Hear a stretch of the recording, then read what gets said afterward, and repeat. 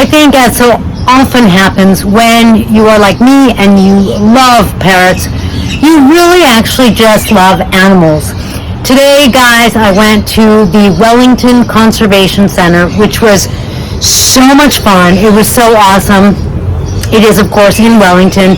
They have several species of animals, and they even participate in some species survival programs, which I think is so cool. We had such a good time. So here is today's video about having gone. First of all, it was really cool because we got to go and see different animals. With some of the animals where it is legal and feasible to go in and actually pet them, like the capybaras, we got to do that. They were really cool and interesting to pet because they are not like fluffy bunnies, which I also got to pet. They are very broom-like and I don't know, like a wire brush. Like, you know, their fur is just it's not soft and pliable. It's hard and almost stick-like, not because it could break, but you know, just very hard. But they were super friendly and super sweet, really cute. And in there was also a sulcata turtle. Most of the time in the trees, so the favorite food on them isn't actually ants, it's termites. So kind of a misnomer there, but they can eat a couple thousand insects a day. And when they eat insects, they always leave something left over, and that's so they can revisit that spot at a later date, and hopefully they'd be able to get a snack. Does anybody want to pet them? Yeah. The front arms, that's going to be where they have their major tool. So if you can see it, they do have one really big middle finger, and that's what they use for everything that they do. So all of the tree branches in there, they're stripped of their bark now. There's holes all over the ground every morning, and that's just from Taco going to work. But the forearms on these guys, they're strong enough that if there were any insects in the branches, he'd be able to rip them in half, get into the meat of the tree. So it's extremely, extremely powerful. The tongue, though, by far the biggest feature. It gets up to about 16 inches long on this species. Taco's is only around 10 or 12, and we know that because a lot of times when they get up, they do a yawn for you. And you get to see pretty much everything they have to offer. It kind of looks like a little worm. The mouth for them is only ever going to open up to the size of a pencil. So it's a really, really tiny opening. The tongue comes shooting out like a little piston when they're ready to eat, and then that's got sticky saliva all over it. So that's what the insects are actually going to attach to, and then they just suck it right back into their mouth. But there's no teeth in there. So they can't chew their food, nor can they bite into anything to defend themselves. So instead, they use those front arms. If anything actually bothered Taco, he'd stand straight up into a T-pose and then start slashing. But we got really, really lucky with Taco. He's extremely gentle with the front arms. Belle, not so much. So I gave her the nickname 3-hole punch because there's all these arms a whole lot better. And the bunnies, we saw wallabies. We couldn't go in with them. We saw lemurs. Couldn't go in with them, but they were gorgeous.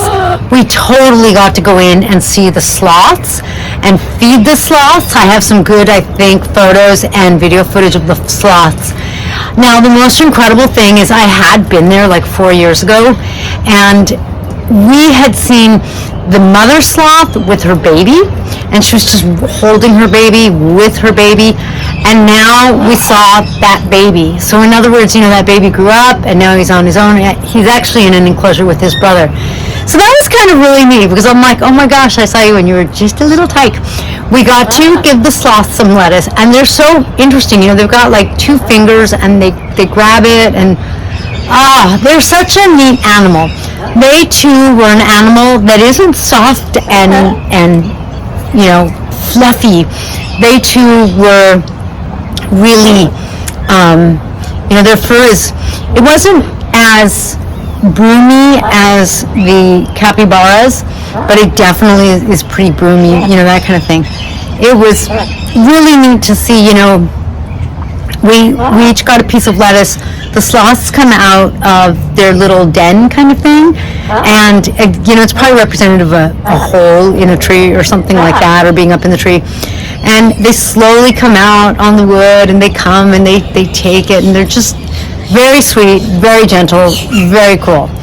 I know this sounds a little silly, but because I love parrots and I have parrots, you know, I don't really choose to do other species necessarily. We do have one little dog and we do have a cat, but You know, like bunnies are so cute, and it seems like they make such good pets. I love watching Dr. K's Exotic ER, and I also love watching the Columbus Zoo. Those are both on Hulu right now. Dr. K's is a National Geographic production, I guess. And a lot of people have pet bunnies, and so like I keep seeing these pet bunnies coming in. So I kind of wanted to know what it was like. So it was really nice to be able to go and pet the bunnies and you know, just kind of have that experience, just kind of see what it was like without having to commit to like having a bunny.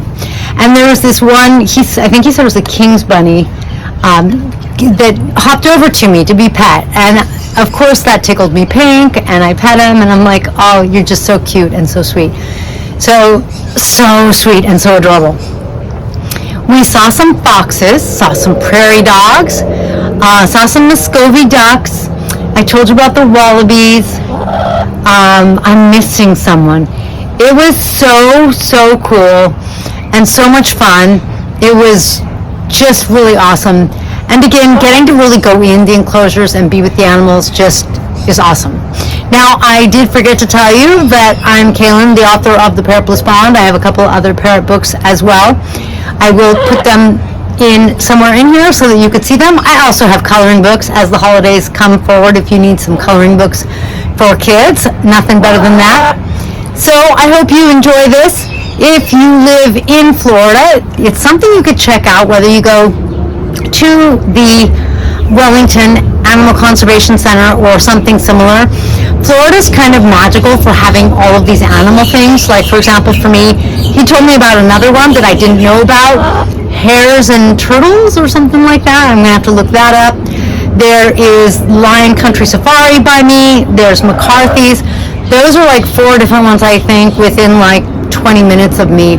So it's a great place to come and check out wildlife. I totally recommend the Wellington Animal Conservation Center. It was so cool. It was such fun. Like I said, it was the second time we'd gone. We haven't been for a while because, of course, the pandemic happened, so, you know, no one went anywhere. But, so it was kind of really neat, like I said, to see the sloth 4 years later, the baby, you know, was on his own. And it was just kind of cool with their two of their babies, and it was just so awesome. So, if you love animals, check that out. I'll put a link down below with their website, and then I will catch you in the next feathered video.